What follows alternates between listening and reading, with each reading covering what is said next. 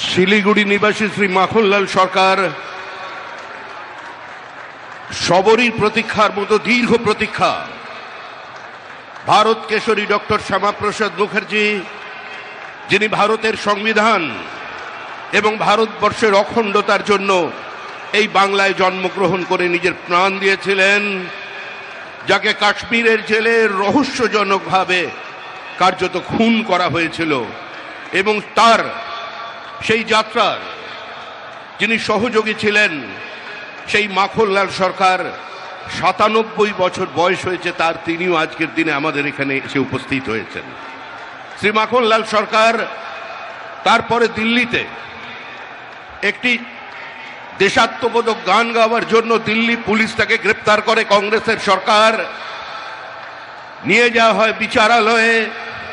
বিচারপতি বলেন তার উকিলের পরামর্শে যে ক্ষমা চান, আপনার মুক্তি দেব। পলিটিক্যাল বার্তালাপ, সত্য ও বিতর্কের কণ্ঠস্বর।